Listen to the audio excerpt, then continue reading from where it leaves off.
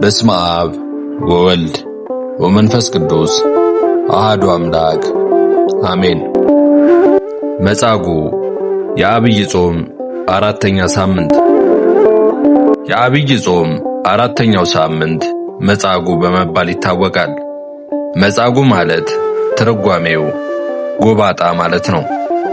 አምላካችን በአጭር ቁመት በጠባብ ደረት ተወስኖ በዚህ ምድር ሲመላለስ ከደዌ ዳኛ ከአልጋ ቁራኛ የገላገላቸው መሆኑን የሚያስረዳ የምስክርነት ቃሎች የሚሰሙበትን ጊዜ ቅዱስ ያሬድ መጻጉዕ በማለት ጠርቶታል።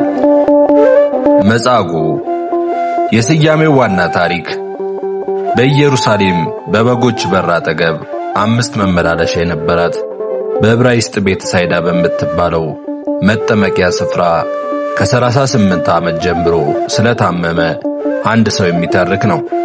በአጠቃላይ ይህች ሳምንት ጌታችን አምላካችን መድኃኒታችን ኢየሱስ ክርስቶስ ድውያነ ሥጋን በተአምራት ድውያነ ነፍስን በትምህርት የማዳኑን ጉዳይ ጎልቶ የሚነገርበት ነው። ይህንንም እንደሚከተለው እንመለከታለን። መጻጉዕ መድኃኒታችን ኢየሱስ ክርስቶስ ወደዚህ ዓለም ሲመጣ በምድረ እስራኤል ተዘዋውሮ በልዩ ልዩ ደዌ የተያዙ በሽተኞችን ሁሉ አድኗቸዋል። ወንጌላዊው ቅዱስ ማቴዎስ ይህንን ሁኔታ የገለጸው እንዲህ በማለት ነው። የመንግሥትንም ወንጌል እየሰበከ በሕዝብም ያለውን ደዌና ሕማም ሁሉ እየፈወሰ በገሊላ ሁሉ ይዞር ነበር። ዝናውንም ወደ ሶርያ ሁሉ መጣ። በልዩ ልዩ ደዌና ስቃይም ተይዘው የታመሙትን ሁሉ አጋንንት ያደሩባቸውን በጨረቃም የሚነሳባቸውን ሽባዎችንም ወደ እርሱ አመጡ፣ ፈወሳቸውም በማለት ገልጾታል። መድኃኒታችን ኢየሱስ ክርስቶስ ወደዚህ ዓለም ሲመጣ ሰው ሁሉ በሥጋም ሆነ በነፍስ ታሞ ነበር። እርሱ ወደዚህ ዓለም የመጣው የሰው ልጆች ሁሉ አባትና መድኃኒት ስለሆነና ከዚህ በሽታም ሊያድናቸው ነው። ይህም ስለሆነ ወደኛ ከመጣ በኋላ ስለመጣበት ዓላማ እንዲህ በማለት ተናገረን። ለድሆች ወንጌልን እሰብክ ዘንድ ቀብቶኛልና፣ ለታሰሩት መፈታትን፣ ለዕውሮችም ማየትን እሰብክ ዘንድ፣ የተጠቁትንም ነፃ አወጣ ዘንድ፣ የተወደደችውንም የጌታን ዓመት እሰብክ ዘንድ ልኮኛል። ጌታችን መድኃኒታችን ኢየሱስ ክርስቶስ ይህንን አደረገ። በምድረ እስራኤል ሲመላለስ ከዕለታት አንድ ቀን ለ38 ዓመታት ያህል በአልጋ ቁራኛ በደዌ ዳኛ ተይዞ በአልጋው ላይ ተኝቶ የነበረውን በሽተኛ ሰው ኢየሩሳሌም ውስጥ በምትገኘውና ቤተሳይዳ በምትባለው የመጠመቂያ ቦታ ያገኘው። በዚህችም የጸበል ቦታ ላይ ተኝቶ ድነቱን ለማግኘት ይጠባበቅ የነበረው ይህ ሰው ብቻ አልነበረም። ሌሎች በተለያዩ በሽታዎች ተይዘው ብዛት ያላቸው በሽተኞች ጭምር እንጂ። ወንጌላዊ ቅዱስ ዮሐንስ ይህንን ሁኔታ የገለጸው እንዲህ በማለት ነው። በሽተኞችና ዕውሮች አንካሶችም ሰውነታቸውም የሰለለ ብዙ ሕዝብ ይተኙ ነበር። እነዚህ ሁሉ በሽተኞች በዚህ 5 መተላለፊያ ባላት የመጠመቂያ ቦታ ላይ ተኝተው ይጠባበቁ የነበረው የጌታ መልአክ ወርዶ ጠበሉን ሲያናውጠው ቀድሞ ወደ ውሃው የሚገባ ስለሚድን ነበር። መልአኩ ወርዶ ውሃውን ሲያናውጠው ሊፈውስ የሚችለው አንድ በሽተኛ ብቻ ነበር። መልአኩ ቤተሳይዳ ተብላ የምትጠራው ጸበል ሲያናውጣት ይህ በሽተኛ ሰው ወደ ጸበሉ ቦታ ተሸክሞ የሚያደርሰው ሰው ስላልነበረው ፈውስ እንዲያገኝ አልቻለም ነበር። በዚህም ምክንያት ለ38 ዓመት ያህል በመጠመቂያው አጠገብ ሊተኛ የቻለው ምንም አይነት ሰው ወይም ዘመድ ወይም ወገን ስላልነበረው ነው።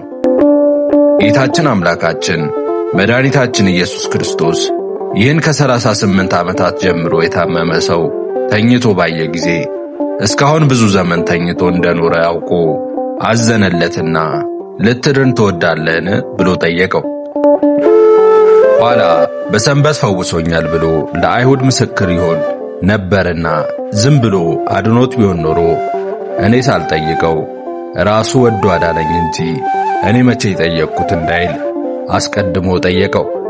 እርሱም ውሃው በተናወጠ ጊዜ መጠመቂያው ውስጥ የሚያኖረኝ ሰው የለኝም በማለት መልስ ሰጠ። መልሱ የሚያመለክተው ከሁሉ ቀድሞ እኔን ተሸክሞ ወደ ጸበል ሊያስገባኝ የሚችል ዘመድ ስለሌለኝ እንዴት እድናለሁ ነበር።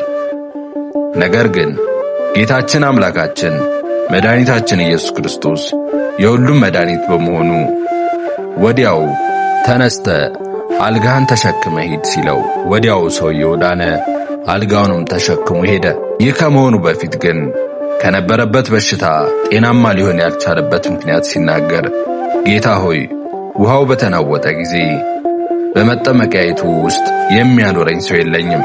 ነገር ግን እኔ ልመጣ ሳለሁ ሌላው ቀድሞኝ ይወርዳል ነበር ያለው። ያም ቀን ሰንበት ነበር። ስለዚህ አይሁድ የተፈወሰውን ሰው ሰንበት ነው፣ አልጋን ልትሸከም አልተፈቀደልም አሉት። እርሱ ግን ያዳነኝ ያ ሰው አልጋን ተሸክመ ሂድ አለኝ ብሎ መለሰላቸው።